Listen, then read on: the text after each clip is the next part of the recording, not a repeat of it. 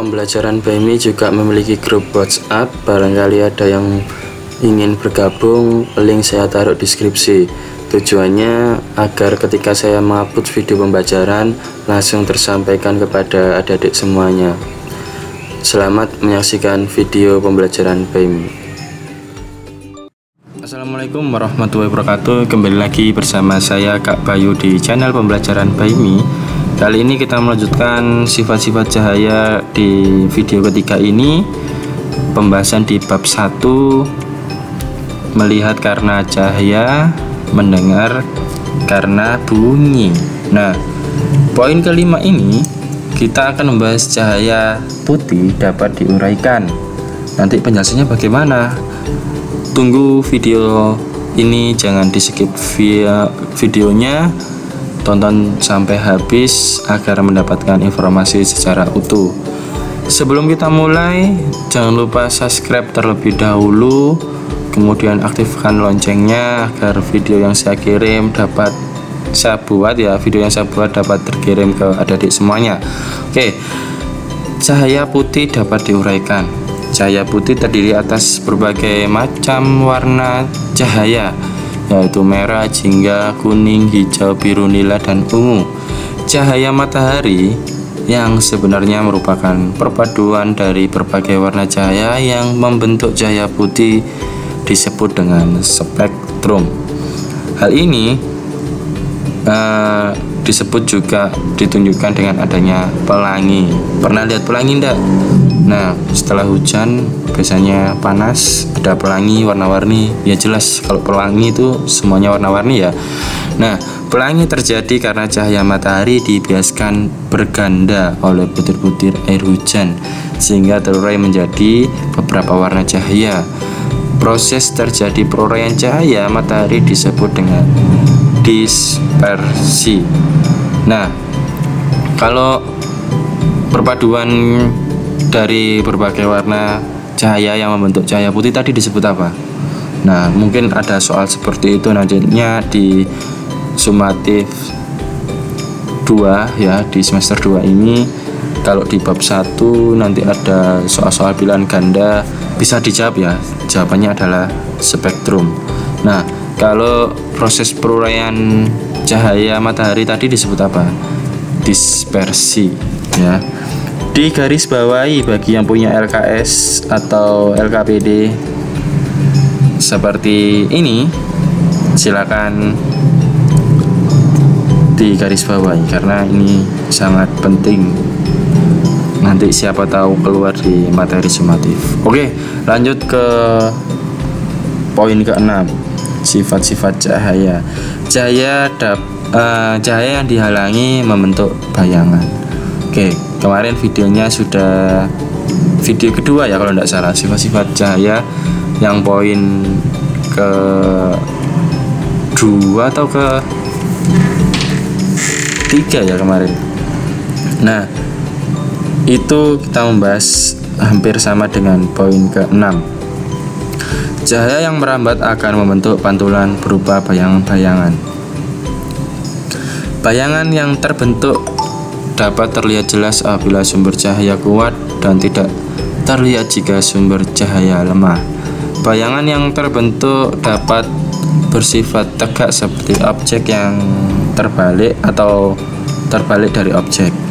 Pengamatan bayangan dapat dipelajari dengan cermin. Nah, cermin itu bahasa Jawanya apa? Kaca ya. Nah, cermin adalah benda yang permukaannya licin dan mengilap. Berdasarkan bentuk permukaannya, cermin dibedakan menjadi 3. Ada cermin datar, cermin cembung, dan cermin cekung. Apa cermin datar, cermin cembung, cermin cekung? Nanti kita pelajari. Saat ini kita akan mempelajari cermin datar. Cermin datar mempunyai permukaan yang datar dan tidak melengkung. Misalnya cermin rias yang sehari-hari dipakai oleh kita semuanya.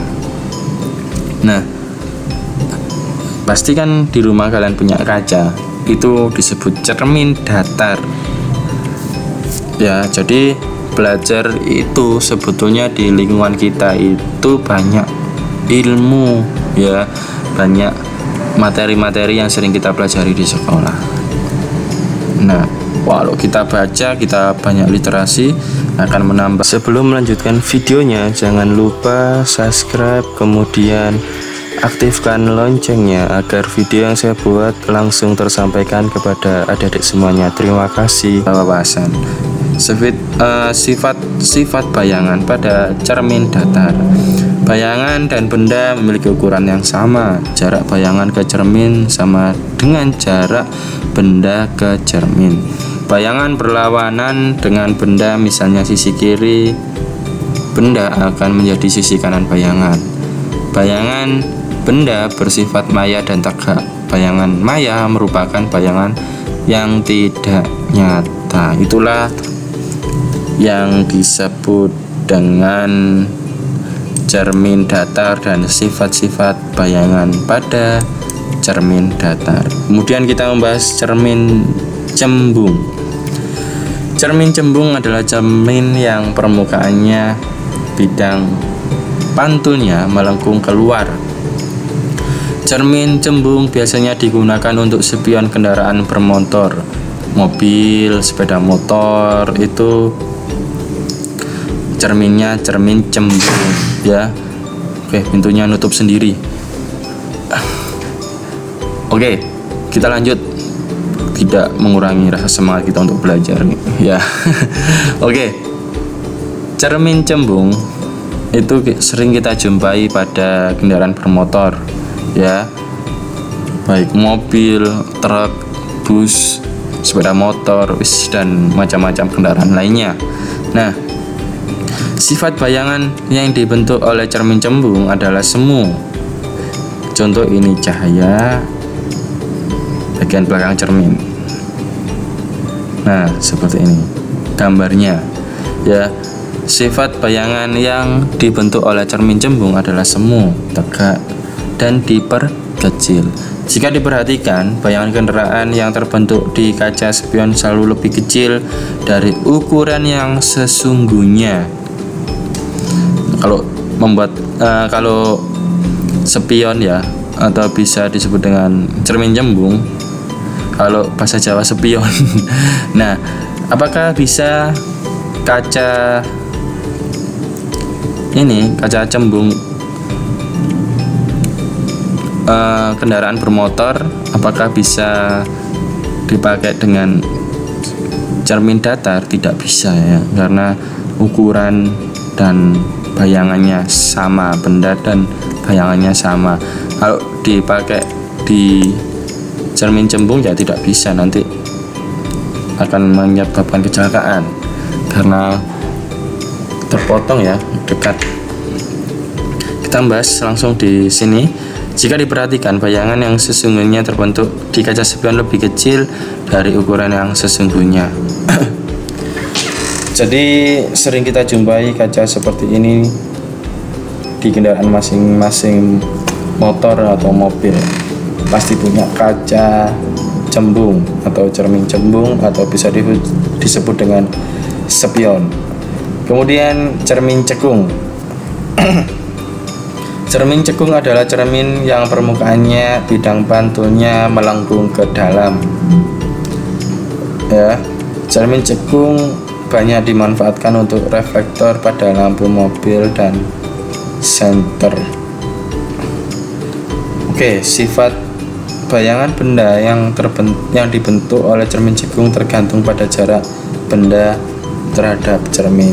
Jika benda dekat dengan cermin cekung, bayangan bersifat tegak dan lebih besar dan semu, ya, atau maya.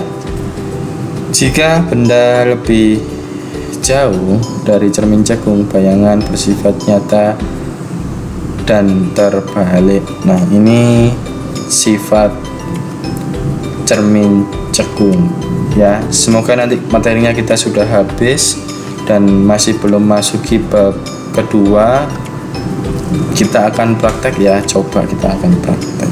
Nah, seperti itulah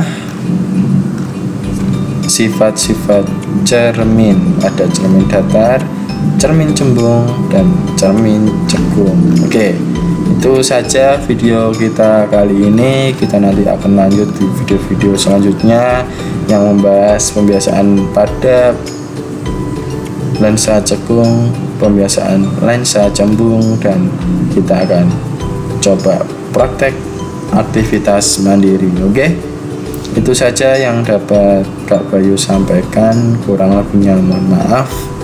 Assalamualaikum warahmatullahi wabarakatuh.